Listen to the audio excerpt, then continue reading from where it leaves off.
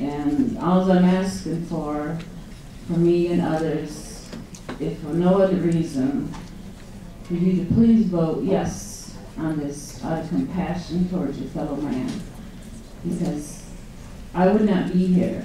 I can get any narcotic on earth. Why would I risk going to jail for cannabis if it did not work? Thank you very much. Would either Lieutenant Johnson or Mr. Nardinas want to testify at this time? Please proceed. Introduce yourself. Again, thank you very much for allowing me to testify before your committee. My name is David Hodson, J-O-C-S-O-N. I'm a lieutenant with the Illinois State Police. I've been employed with the Illinois State Police for approximately 23 years. Coming April, so retirement's around the corner.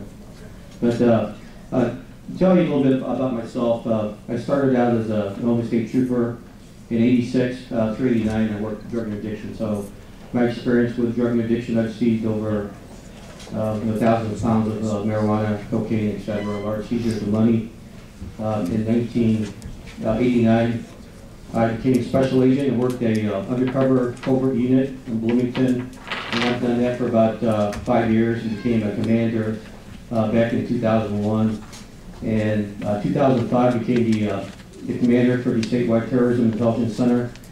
And currently now I am the statewide drug enforcement coordinator. So I'll give you a little bit of my background and put that in perspective regarding our position here.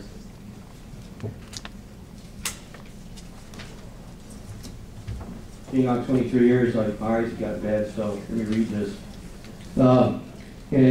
Collaborating with the Illinois Chiefs Association, I can speak on their behalf, but they've contacted the Chiefs Association in 13 states that have actual medical marijuana, and the majority of them have said that there are issues regarding their medical marijuana law in their states.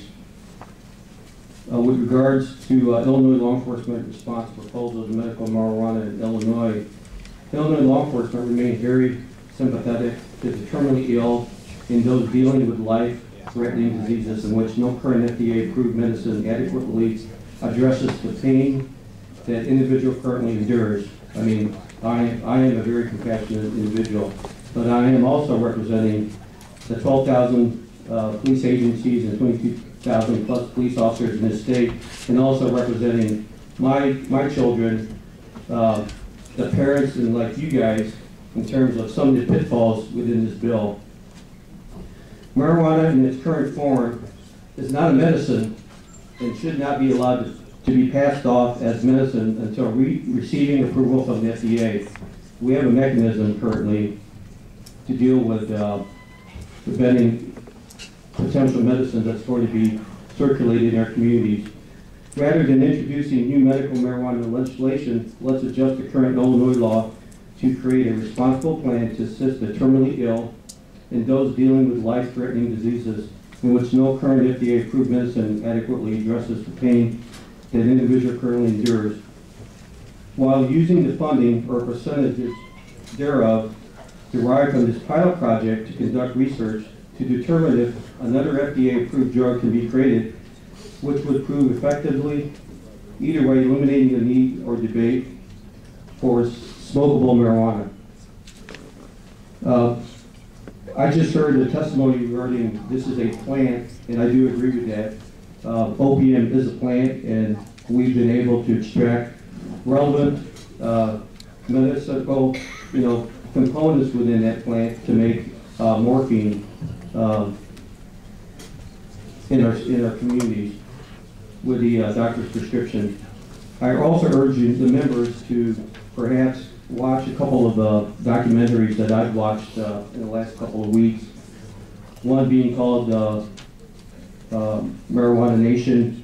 There's actually a part there that talks about the Israelis have actually successfully extracted the relevant component within marijuana to be used as a medical,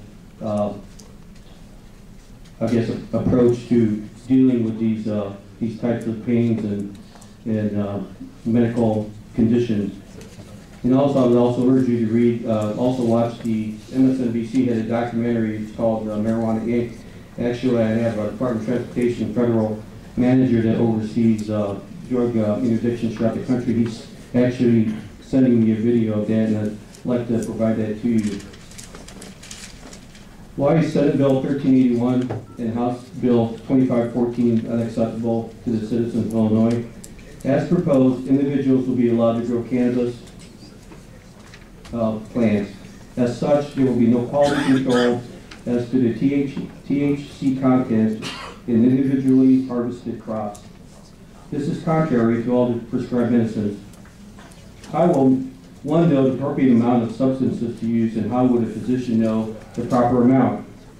When I get my medicine, I know exactly what the doctor is going to prescribe. I mean, the current bill kind of leaves it up for a subjective type of interpretation.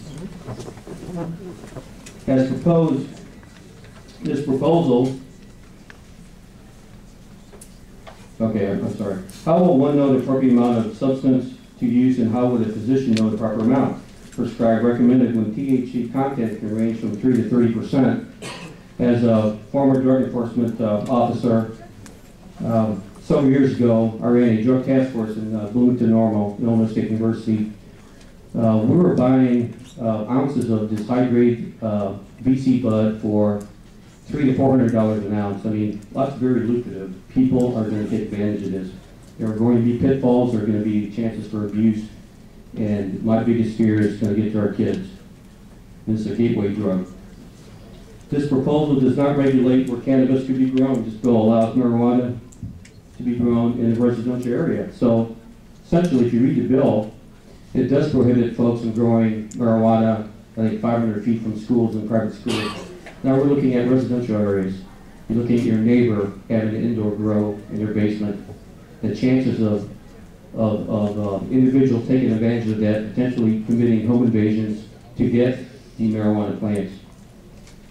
And there have been studies throughout the country that has direct correlation with violent crime.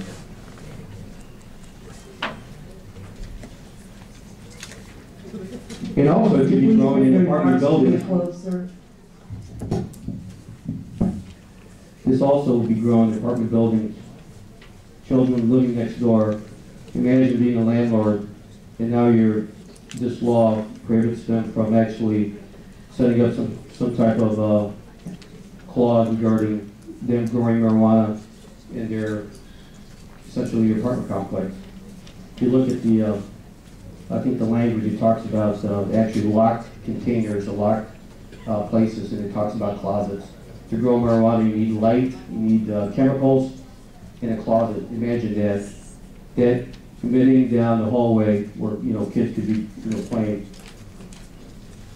Another concern with indoor cannabis grows in residential properties, the potential hazardous development of black mold. And you guys know about black mold. I mean, right now, I oversee the statewide meth program. Cops now are forced to wear the SCBA apparatus, breathing apparatus, to wear Tyvek suits to actually come in and inspect these types of indoor grows. And can you imagine the department being the Department of Human Services? They're not going to be equipped to do this. I mean, there's a potential of harming these individuals when they're doing these inspections. This situation can cause enhanced respiratory irritation, especially for those with pre-existing respiratory illness. The Illinois EPA has suggested law enforcement use respirators when working in an indoor cannabis grow operation. Numerous other law enforcement agencies are exploring the same protocol. This would apply for those working in these locations and those state employees assigned to inspect these operations. Lieutenant, are you almost there? Yes, I will.